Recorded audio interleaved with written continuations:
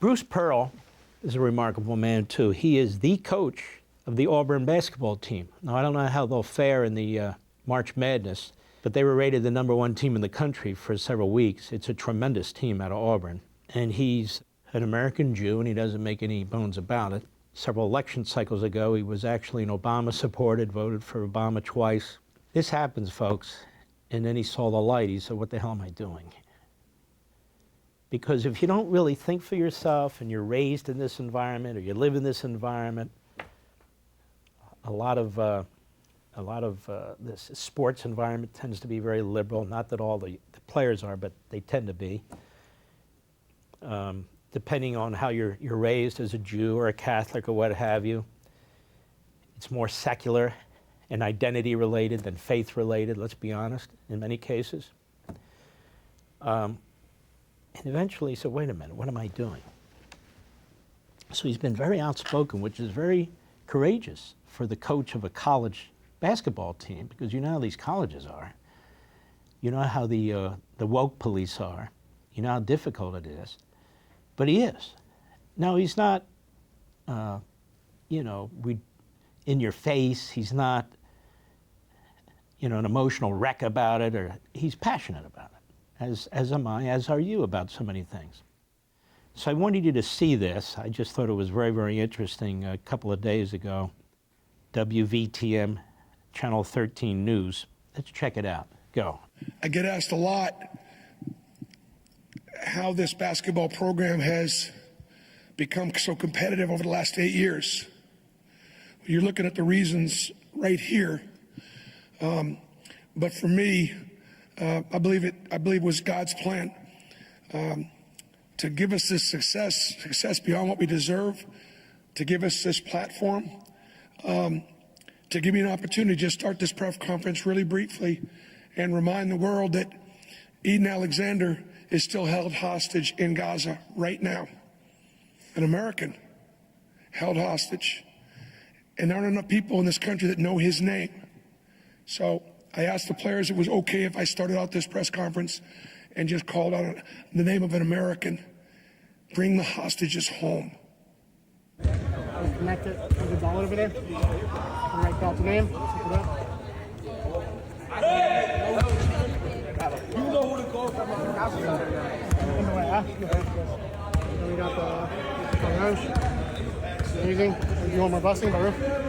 Baruch atah Adonai, Eloheinu melech asher kiddushanu b'mitzvotav, Yitzivanu, Baal, Mitzvahs, Mitzvah, Tefillin. Amen. Amen. Awesome. And wrap it up. Close it in. Close the knot. We'll say the Shema together. Okay. Pray for a win. Yep. Keep on winning. No, we don't play for a win. No, you just no problem. Pray for Israel. Shema Yisrael. Adonai Eloheinu. Adonai Echad. This is done every morning among Orthodox Jews and others. A special prayer to God. Each one of those, as you can see on the head, on the arm, the way it's done, the prayers have been done for 4,000 years.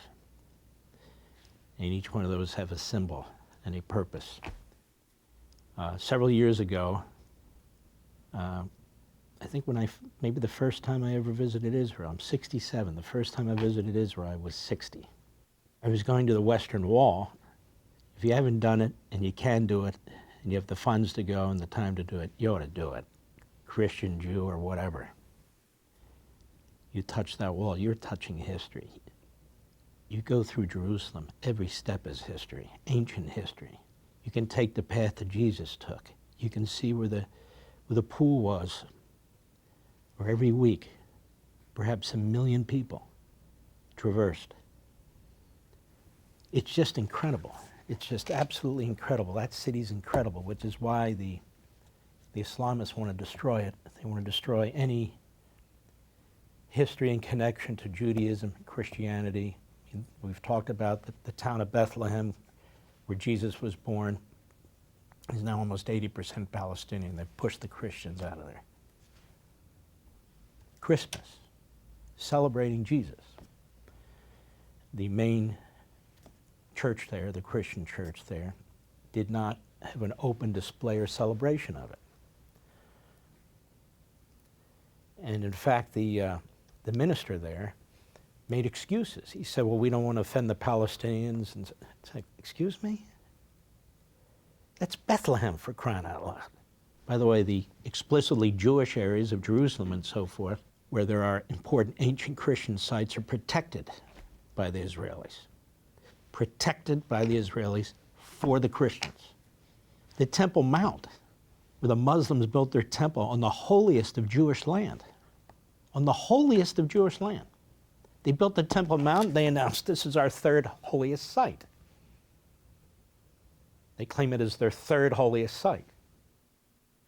After the 67 war, where the Jews the Israelis beat the Arabs, Moshe Dayan, who was a secularist, you may remember him with the eye patch, he decided on his own that the Temple Mount would remain in the hands of the Palestinians, which to this day infuriates so many Jews, particularly the more faithful Jews who know what that means.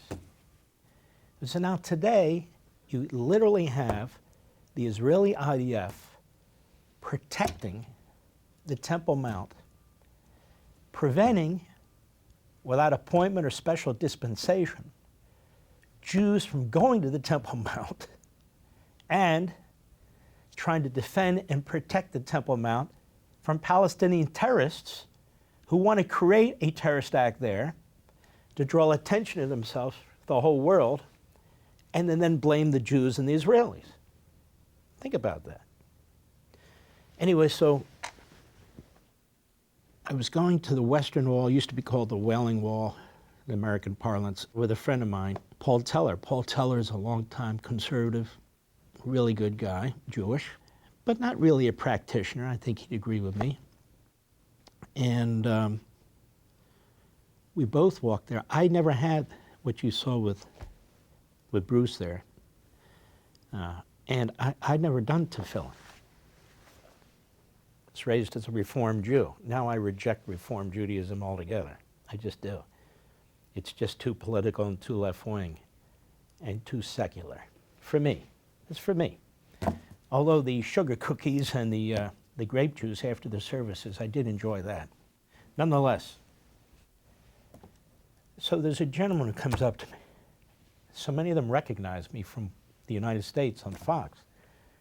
Mark, can you do tefillin? Do tefillin. I said, no, that's okay.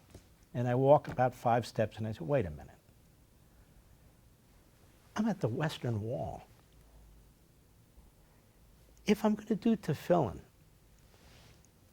what you just saw, I'm going to do it here, not my kitchen or something. So I turned around and went back to the rabbi. I said, yes, I will do tefillin. And Paul Teller did the same thing. The thing went viral in Israel. Did you know that, Mr. Producer? It was everywhere. Everywhere. And my Chabad rabbi, you can Google these things. I'm not trying to educate you about faith or anything of the sort.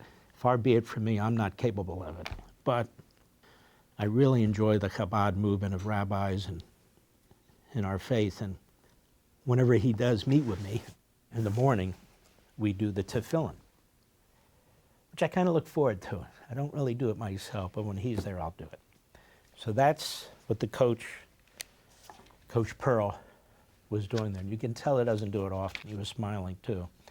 But that's a good thing, that we do it at all, just like any other faith. Catholicism has its symbols, its practices, since its birth. Even true Muslims, I'm not talking about Islamist terrorists, true Muslims. For all this and much more, sign up for Levin TV.